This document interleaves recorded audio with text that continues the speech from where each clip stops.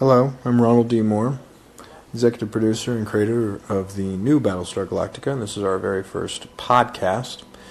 This is episode 9, Tie Me Up, Tie Me Down, written by Jeff Flaming, directed by Edward James Olmos. Tie Me Up, Tie Me Down was originally called Secrets and Lies, or Tie Me Up, Tie Me Down by Jeff. And when I saw those titles on the script, I knew that we just had to go with Tie Me Up, Tie Me Down. It was too good of a title to let lie on the cutting room floor, as it were.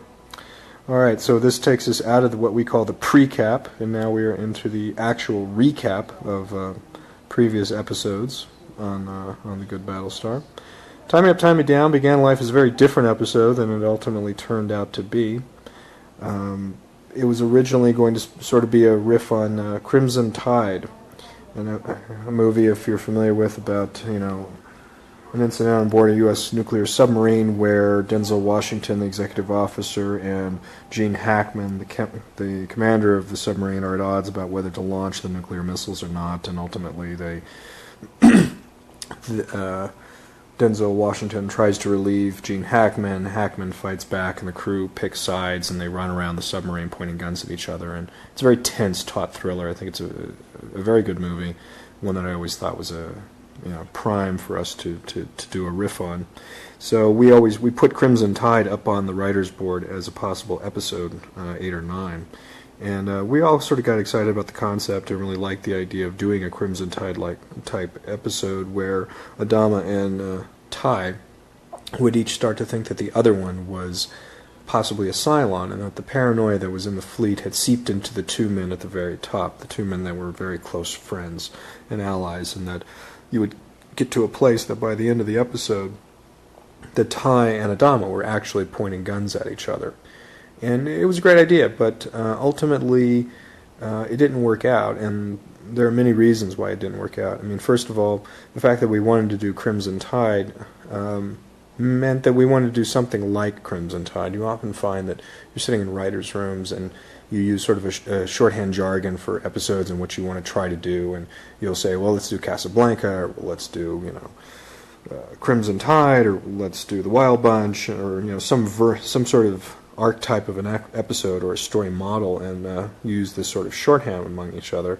And 9 times out of 10, what happens is that each episode goes through so many evolutions and changes that by the time it's written, produced, and on the air, it seldom bears any resemblance to the original idea. So certainly this episode doesn't bear much resemblance at all to Crimson Tide, the movie, except in the most sort of, thematic way. It's just about, suspicion and distrust, and that's about as far as you can go. Essentially, the reasons why we didn't go down those paths are sort of complicated, and we'll try to talk about them tonight as the episode goes on. But suffices to say at the beginning that we decided to take this episode in a less dark direction, as evidenced by this very first scene, where we start seeing very serious matters in the episode were already starting to be treated just slightly comedically. You're starting to see a little bit of light interaction between Adama and Laura. What they're talking about, of course, are very serious matters about who may or may not be a Cylon within the fleet, but you can kind of tell that just within the actors' performances, and especially in the way Laura's dealing with Adama, that we're not going to take this too seriously tonight. This shot was actually suggested by our visual effects supervisor, Gary Hutzel. These are the Vipers streaking towards Galactica as if to be on a collision course, and at the last moment breaking across in this dramatic fashion. This is the observation deck, which came about because, out of several discussions, there really aren't any windows aboard Galactica. It's not really... It's not a traditional sort of sci-fi spaceship where you get to look outside and see space all the time. It's not like the bridge of the Enterprise where there's a giant view screen where you're always looking at stars and looking at space. And aboard Galactica, which is really a warship, the idea that there would be big places of windows was sort of ridiculous. But it did feel right that perhaps there was one place, that perhaps there was one area of the ship which accepted a window in a port to look out, and that it would be a fairly confined space for the crew, on these very deep space missions that probably last months, if not years, and that there might be a place where they could go and just, stargaze for a little bit. And in this situation, it seemed like there would be a lot of people lining up to try to look at the stars, and a break from the monotony of staring at metal walls, and the claustrophobia of being aboard a spaceship out in the vacuum of space. And we wanted to play a scene with Billy and Duala, who were a couple that we had established having some sort of romantic interest in each other way back in the miniseries. And we hadn't really done very much with them ever since. You saw them briefly in Bastille Day. They were together, and Billy clearly has an interest in her, and there's some raised eyebrows from Laura about his interest, and then he sort of apologizes for getting her stuck in that situation. But we hadn't played too many beats with them. And I wanted to get back to that. I sort of liked the idea of the young lovers that would still try to find moments when they could just be together, when Duala would get out of her uniform and Billy would get away from the president, and they would just go on a date together. This is the piece that I love the most, actually, ironically, is that small little cutaway to all the people standing in line in the corridor. I remember that the idea was, okay, there is this observation deck, there's limited seating, and there are people, stargazing and sketching and making out and whatever, but that there's a line of people sitting outside waiting to get in, and that your time in here is very restricted. So it wasn't really a romantic date so much it was the illusion of a romantic date, that you could go in there for a few moments and try to forget, your situation. This is cutting into a much longer scene of Billy going back and reporting to Laura, and we learn that Billy's been trying to spy on Adama on Laura's behalf. Scenes, I said this is cutting into a scene. Scenes are often chopped up in various ways for a variety of reasons, most often because of length issues. On our show, for whatever reason, the scripts are always too long, and the assemblies, the editor's assemblies and the director's cuts are inevitably too long as well. It's our accursed running time, which is only like 40 minutes and change of actual program content once you take out the main title and the precaps and recaps and the end credits. It's not that long. It's not much more than an actual half hour. It's only 40 minutes. And we're always biting off more than we can chew, and cutting the episode down much, much further. That is actually a stolen shot from a different sequence. We didn't have really a good teaser out, and so we had to hunt around to find an interesting image to go out on. We didn't feel that there was a good enough sort of hook at the end of the teaser. And one of the challenges of writing and producing television is always finding that hook at the end of the teaser to go out on. In this particular instance, we never felt that we had it, so we had to sort of shop around within the episode and find pieces of Adama. I'm not even sure what scene that's from, if it's even in this episode. We had to find a sort of moment of Adama where he looks, scary and possibly Cylon-like. And now we are into the main title section of things to come in tonight's episode, which is a great sort of idea that we came up early in the process. Actually, I think I came up with this idea. This is an homage, really, to, or stolen, depending on our point of view, of Space 1999, which did something very similar in their original main title. Act 1. Gaius Baltar and the many, many blood samples. Tracking Baltar and the Cylon detector over the course of the first season proved to be quite a challenge. This was something that was set in motion, obviously, in the miniseries, and that then reverberated throughout the first year, that we had to keep tracking and keep our wits about us, and it kept threatening to get away with us time and again.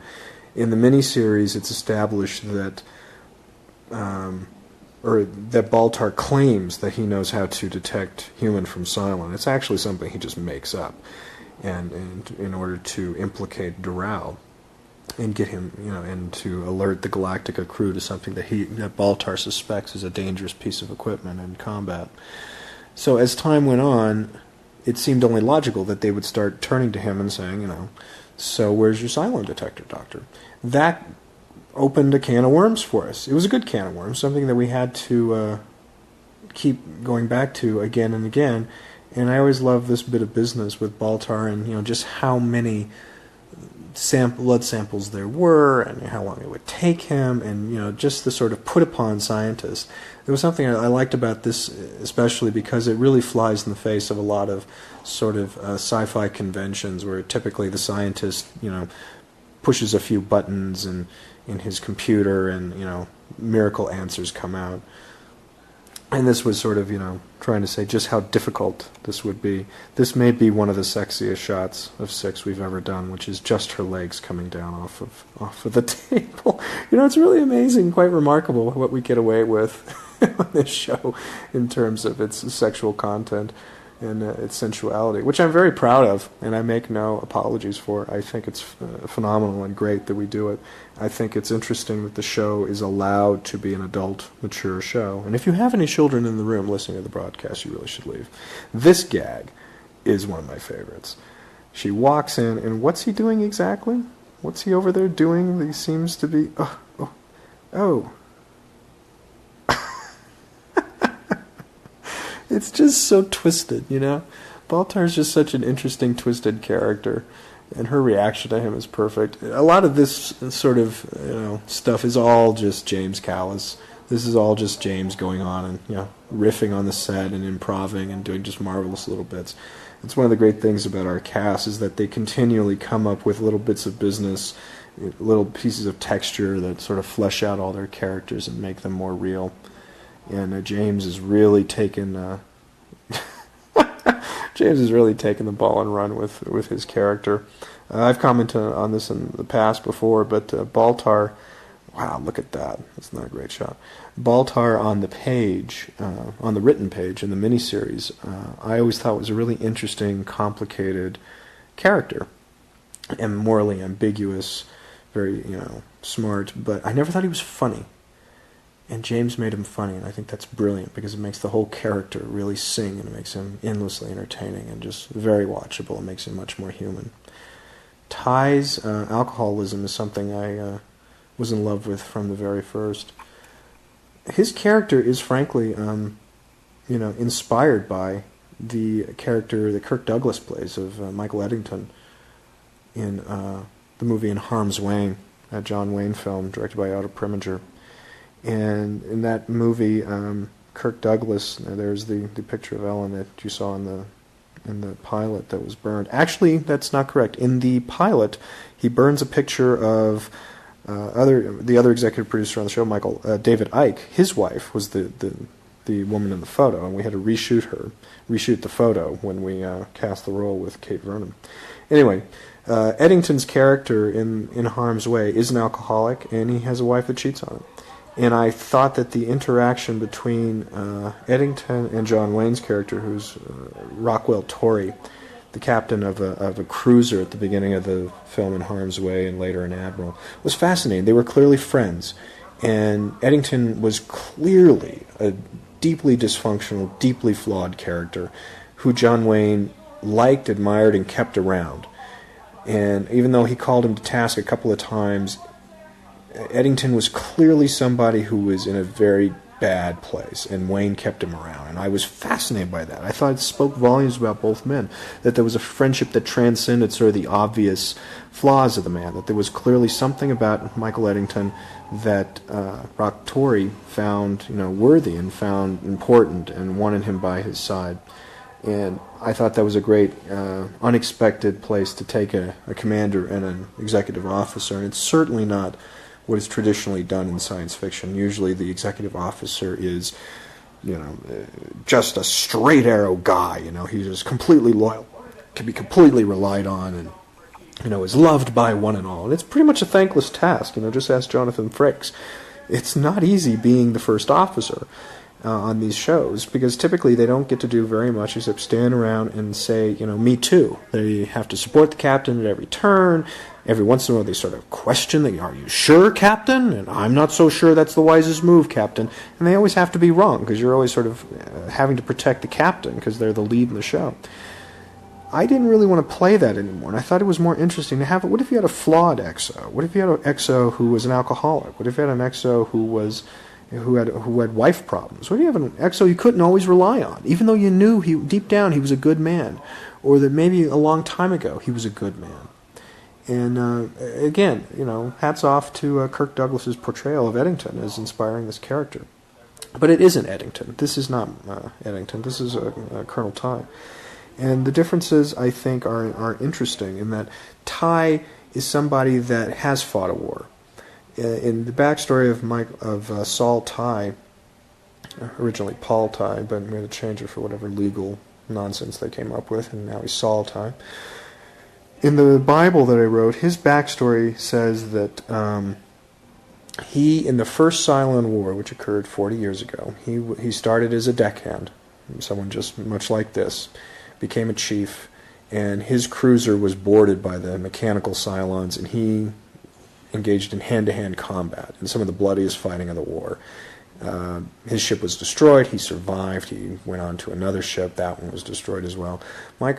Saul Tigh saw like a lot of ugly combat in his day, which we'll come back to in a moment, since this is now Kate Vernon's entrance. Kind of interesting to see Adama flying for the first time. I didn't really want to see him flying the Raptor, but I thought it was interesting to see him just sort of stopping flying the Raptor. And here's Kate's entrance. And the look on his face.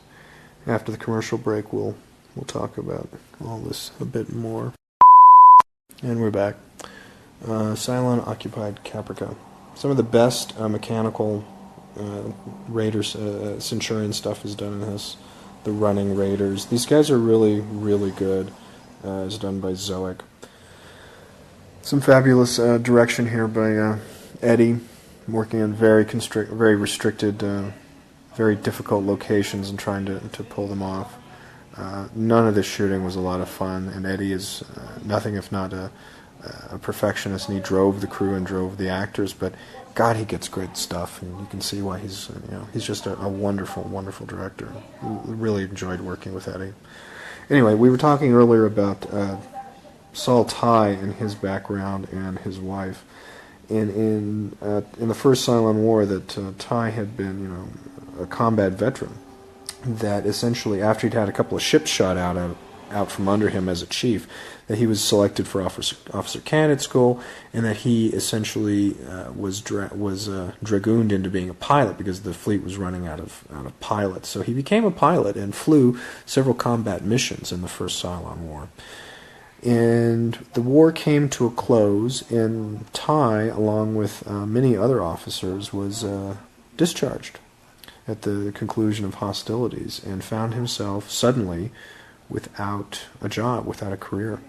And he got work as a deckhand on a freighter, on an interplanetary freighter that just sort of plied a very boring route back and forth between a couple of the colonies. And it was on that freighter that he began to drink, and it was on that freighter that he met William Adama. William Adama was a younger man than he was, had been a pilot in the first Cylon War, but only at the very end of the war, and hadn't seen as much combat as Tigh was. And that by the time Tigh had met Adama, he was already damaged. He was already a scarred man. He'd already seen a great many very, very, very ugly things, and had survived them, and the war had left deep and damaging marks upon the man. But the friendship that grew between the two of them lasted for many years, and then when Adama got back into the service, each of them was out of the service, and each of them was hoping to get back into the service, and when Adama did finally get back in the service, he reached out and pulled his old friend Tigh back in with him, and essentially their career paths stayed. They had a similar career path after that, and were very close, and Adama kept him around, and he was a good officer as long as he sort of kept his drinking under control. Ellen Tigh is never even mentioned by name in the pilot, but she clearly was somebody of great importance in Tigh's life. And we had talked about various scenarios of bringing her back, and we had always sort of resisted them for the primary reason that, to be honest, it's a bit of a contrivance. Ellen showing up in the series is definitely the writer's hand. It is us pulling on a string and making a character appear. I think you get a very limited number of those with the audience. I think the audience will grant you a couple of gimmies. They'll let you slide by a few of these kind of things, but you can't do it very often. So essentially, by having Elle and Tigh show up, we're really raising the bar pretty high before we ever do it again. So it's pretty unlikely that anybody else is going to have a family member that's still alive. I mean, after all, there are less than 50,000 survivors out in our ragtag fleet, and the odds of anybody on Galactica knowing someone on one of those ships is pretty long. And then but as we decided to do it, we decided to make it a plus in the episode. And the fact of her survival is so unlikely that it helps fuel the paranoia of, is she a Cylon or isn't she? Which brings us back to the discussion of paranoia and why this episode went in the direction it did. In the first couple of drafts, it was Ellen showed up, and her task was essentially to stir the pot. That her influence on Tigh, her husband, was such that she would cause him to start questioning things that Adama was doing. That there would already been this sort of notion was out there in the Galactica world that, any of us could be a Cylon, so anyone could be a Cylon. So who could it be? And we were always interested in the idea that, Adama and Tigh would start to suspect one another. But they were such good friends, and they had such a deep backstory that it was hard to get over that hill. So we felt that maybe Ellen starting to whisper in Ty's ear would cause him to start to suspect Adama.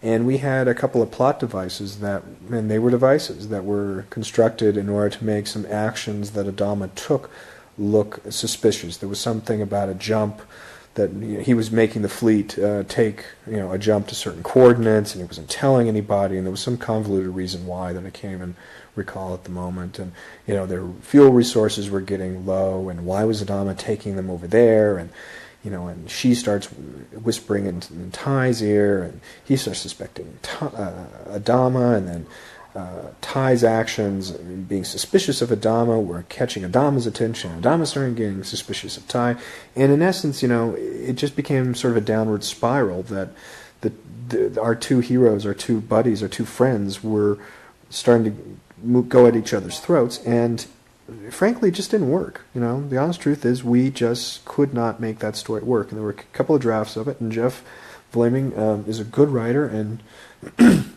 really tried to sell it, but we just couldn't sell it. I didn't believe you got to a point where they were pointing guns at each other. I just didn't. We were also having a lot of, as this show was being written and going into prep for production, we were also in the midst of a veritable firestorm of controversy over the preceding episode, Flesh and Bone, which, as you know, because I'm sure everyone who's listening to this podcast has seen every single episode, of course. Flesh and Bone is the episode where Kara Thrace interrogates and tortures the Cylon prisoner Leoben. And that episode brought with it a lot of controversy in-house with the studio and the network. The network was very concerned about it. We had a lot of spirited debate about it. All of it, I think, within the bounds of creative difference, and it was a very touchy subject matter. But the long and the short of it was we just come out of a very heavy, very dark, very disturbing episode, and the very next episode was supposed to be Tie Me Up, Tie Me Down, which was all about, a very disturbing, very dark, very sort of unhappy episode where our two of our lead characters started pointing guns at one another. So there came a point when I just decided, well, let's punt. Let's not do the dark and brooding episode. Let's try a different tone. Let's see if the show can withstand something lighter. Let's try to make something that's closer to a comedy, or as close to a comedy as Galactica can withstand. The show exists in a very specific universe. It's a bleak world. It is a nightmare world. It's a world in which an unimaginable apocalypse has befallen an entire civilization. All these people have lived through a tragedy of unimaginable proportions. You can't ever really forget that. And they will never really forget that. So when we try to do comedy as such, it's dark comedy. You're going to smile and chuckle, but you're never going to get a big belly laugh, really, I don't think. It would be very rare. So this is really our attempt to sort of move the show into a lighter key, as it were. I love the fact that his wife comes back and knows that has a problem with alcohol, and she likes to drink, and instead of like helping him 12-step his way out of his alcoholism, she gets him to drink. There is something so dark about that, and so funny, and so emotionally true. I mean, that's one of the things that I enjoy about the show, and that I'm proud about the show, that I feel that the show is emotionally truthful. And I think this is a very true scene. I think you can laugh at this scene. And I'm going to have to come back. I think you can laugh at the scene with Tigh and his wife drinking. I think you can enjoy it. I think you can be horrified by it. But I think it's true. This scene was always sort of seen as, in the new version of the draft, when I sat down and sort of decided to do a rewrite and to make this, the lighter version of the scene, of the show, I always saw this as sort of the centerpiece, that there would be this dinner party. And there had always been a version of the dinner party in all the previous drafts, but I decided this was going to be the moment when it all kind of hung out there. And this is as close to, a comedy of manners as we could get. Here comes this woman into our little family. And Ellen is nothing like the rest of them. She's brash, she's loud, she's funny, she's outwardly sexual, she doesn't mind drinking too much in front of people and saying things that nobody else wants to see, saying things that nobody else wants to hear. And I think that's great. I think that it's interesting that she doesn't seem to live in the same world that they do. And she didn't. Everyone in this scene, with the exception of Laura, lived in the military world in a very sort of, controlled environment. And even Laura lived in, the world of politics, and a place where people are very careful what they say or do, and, untoward behavior, and there's a lot of looks going around this table. And Ellen just hangs it out there, man. You get the feeling like, Tigh took Ellen to various and sundry mess dinners or, social occasions, and then learned not to over the years, because Ellen would probably inevitably make his life miserable. And then this whole little bit with Ellen, putting her foot up Lee's leg, and the expression on Jamie's face when she touches his calf here, boom, is priceless. Again, I think that it's difficult to make this sort of lighter episode work within the context of the universe that we've created, but I don't think it's impossible. I think we can get away with this occasionally, because I think that one of the things that Galactica is doing is it's presenting sort of a warts and all view of life. It's not all the same. There are crazy people in our midst. There are funny people in our midst. And in the worst of times, in the bleakest of times, in the darkest of sort of situations, there are the people who will laugh, and there are the people who will do these crazy, crazy bits of behavior. And I think that the Galactica world is richer because of it. And just the fact that she makes these people uncomfortable, the fact that all these people wish that she was anywhere but in their room, to me makes her worth having. And hopefully the audience feels that way as well. This scene, when I saw this scene at home in dailies, which often, just as a side note, dailies are a full day's shooting is called dailies, and you get them the next day, or rushes, and they call them in film. And as an executive producer, a lot of times the dailies tend to stack up on my desk as I'm writing and doing a lot of things, and then you get like a stack of them, and you got to go through them kind of quickly. And you got to go through them. It's important to watch dailies because you got to know what you're shooting, and you see if anything needs to be reshot. You want to be familiar with the material in order to intelligently sit in the editing bay with the editors and talk about different cuts and angles. And oh yeah, there's that piece where Eddie does this. Where's that? So I'm sitting there in my home, and it was a particularly depressing. God, that's great.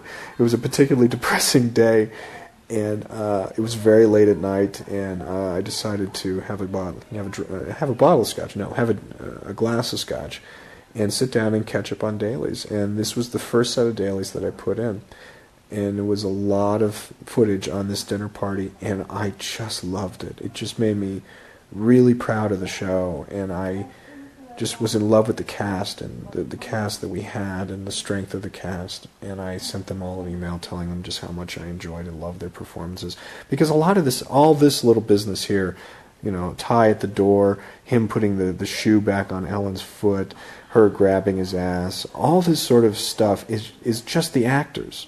Very, very little of this is scripted, if any of it, in fact. And it's really just them being their characters and really living the role and really discovering things in the moment. All this kind of stuff is just the actors and the directors, that little bit of business. This is all just them on the set, enjoying themselves and really knowing who they are. It's like a finely tuned theater company at this point in the season, where these actors know the characters, know who they are better than we do.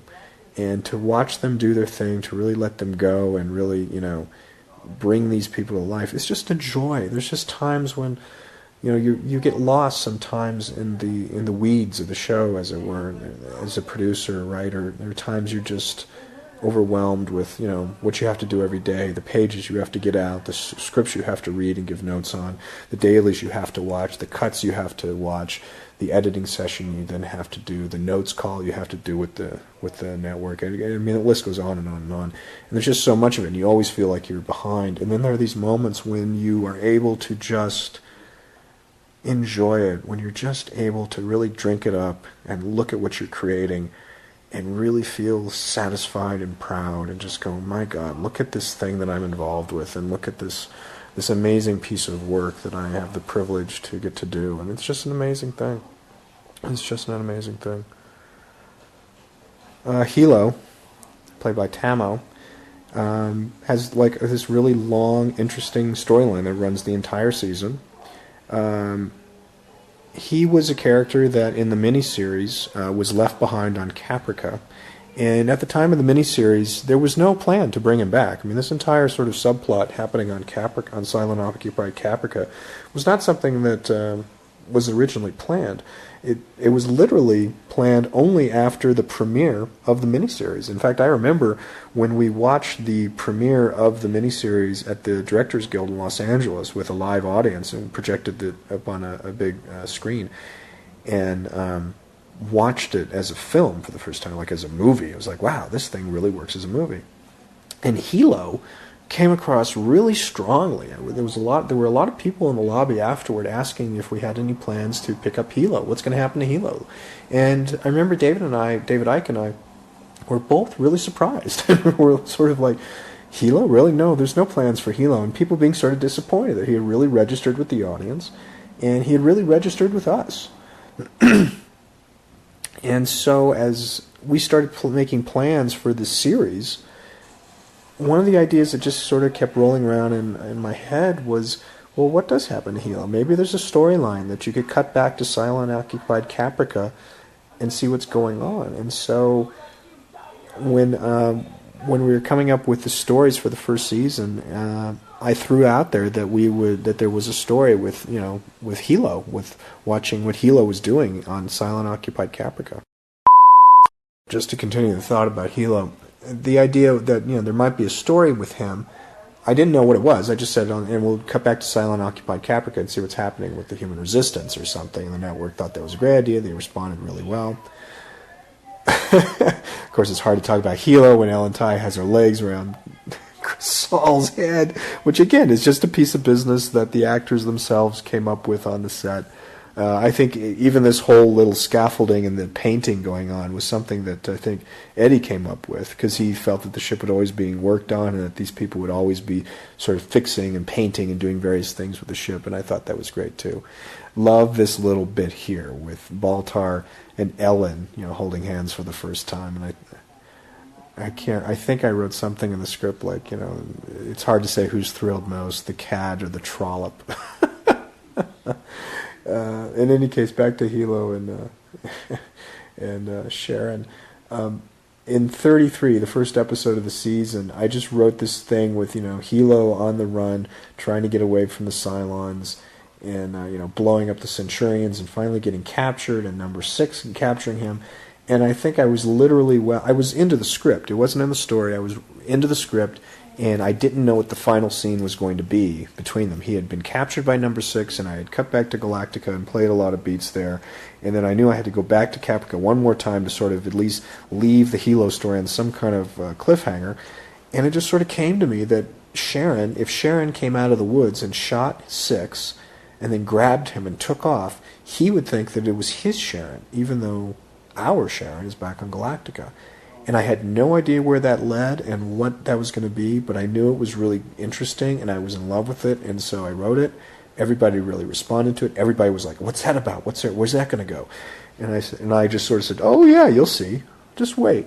It took a while. I mean, it took me a couple episodes, but very slowly an idea started to dawn on me about that the Hilo Sharon storyline on Caprica was actually the key to the entire sort of Cylon agenda. That what the Cylons were really about, and what one of their big goals was, would be illuminated through that storyline. What is that, you ask? You won't find out yet, so I won't tell you yet. You'll have to wait until another podcast, and then you compare them and think back on these amazing words that I'm giving you right now. This whole little sequence in the lab was one of my favorites on the page, and I was hoping that the actors and the direction would pull it off. I mean, it's really, now we're into straight up farce, and the farcical nature of it is a fine line for the show to walk, because even though this is kind of humorous stuff, it's very serious stuff. I mean, it's the president of the colonies and the commander of the only military force are actually, freaking out and kind of having this sort of silly discussion. And as Baltar points out, there's a nuclear warhead sitting over on the side table. But I think it has such it has such a warm feeling to it. It has such a great sort of spirit of who these people are and the sort of family that's forming, that I think you get away with it. I think you enjoy it. I think you're sort of there with them and feeling their sort of puzzlement and anguish, and Eddie's sort of glowering off in a corner and hating to be caught in this stupid situation, and his real feelings about Ellen Tigh coming out at the last minute. This little bit here, this little bit of Tigh going right at Adama and Adama yelling back is really the only remnant in the episode left of Crimson Tide. And like I said, this really doesn't bear any resemblance to Crimson Tide, except that structurally both pieces get to a place where the two men in charge are sort of in each other's faces. And that's about as far as it goes. The Cylon Raider subplot, which I haven't even mentioned, is truly a subplot. I mean, it's really, dramatically, it is a device to provide a bit of action and jeopardy in the episode, to sort of provide some context. And even though there were arguments, I think Eddie even made the argument to lose it, and his cut, I think, might have lost this whole section in his director's cut. I felt that this was important because, not so much for any plot reason, because it's a very small plot. There's a rate of jumping around and us learning certain things about it for the FTL drive, and that later we will use our knowledge of the FTL drive to help Karth Race's Raider jump in subsequent episodes. It wasn't so important for that, and it wasn't so important for any action or suspense in the episode. To me, it was important because it gives us a moment here, that moment right there, when Tigh makes an instinctive choice. He tells Lee to launch the alert fighter just on a hunch, and it's his decision that allows them to shoot the Raider down in just a few moments and save the ship. And essentially, that's what this episode, it's one of the things this episode is about, is the friendship between the two men. Adama's entire emotional arc in this episode is about the fact that he was so worried about the return of Ellen into his friend's life that he started acting kind of strange and got suspected of being a Cylon. And why does he care so much? He cares so much because Saul Tigh is a good man. He is a good officer. He's a very smart officer, and he has instincts that are very finely honed. And when the chips are down, Tigh can save your ass, and he just saved the ship's ass once again. And that's why I think the Cylon Raider subplot was crucial to this episode, because it gives you a moment of Adama looking at Tigh and going, God damn it, that's why this is important. That's why you're important to me, and it's important for the audience to understand that Tigh is not just a drunk, that he's not just this guy that we get to make jokes about week in, week out. He does matter to Adama. He is an important officer to Adama for some reason. Adama is not perfect. Adama does not always, instinctively know the right thing to do. He's not a perfect, archetypical sci-fi hero. He's a human being. He has flaws. He has blind spots. There are moments of inattention. There are moments when he's not making the right call. But he has this friend. He has this man that he can rely on. And as long as that man is at his side, he knows that he's going to make it one way, shape, or form. And that's why we keep him around, even though he drinks, even though he has this wife, even though, he yells at Starbuck, even though he's a flawed man in many other ways. He's important. And so that's why we kept it in. This little bit of business here on Cylon Occupied Caprica is actually one of my favorite moments in the whole series. This moment coming up with Tricia Helfer, who plays number 6, as she starts talking about the feelings and Doral, musing on, how emotional it was. It's the look on Tricia's face. A lot of people, or some people, used to comment that she just plays the sex bot, the sexy robot, and that's her role in the series. But she's not. 6 is a much more complicated character, and Trish is a complicated actress, and she conveys a lot here. It's really just the look on her face as he talks that tells the story. There's really nothing else going on here except sort of her longing, her sort of inability to feel as deeply as human beings feel. And I think that's a lovely, lovely moment on this devastated world that they have destroyed, that they've committed this genocide about, and somehow we start feeling a sympathy and a pull towards number 6. And the fact that it works at all is really a salute to Trish. This final little scene with Baltar giving her the all clear is a nice way to end the episode. This is as close to the family hug, I think, as we get on the show. It's this ending. We don't often end a Battlestar Galactica with a group hug, or with us back on the bridge and off to face another adventure. We have more about this: people warning each other, "Don't screw with me," and "You don't screw with me," or "Don't frack with me." Actually, is what they say. And Baltar lying through it all and spinning off into his own little world. This is as close to we get as that sort of television, TV conceit of enforced warmth that I detest so much. It's just great. There's something wonderful about the deep cynicism and yet the deep sort of love that I think the show has in its hands, because I think in many ways that's what we all have. Is we're all deeply cynical and we're all deeply romantic, and isn't it a great thing when you're able to sort of hold both those thoughts in your head at the same time? And this concludes our first podcast. I hope you've enjoyed it. I'll see you next time. Thank you very much.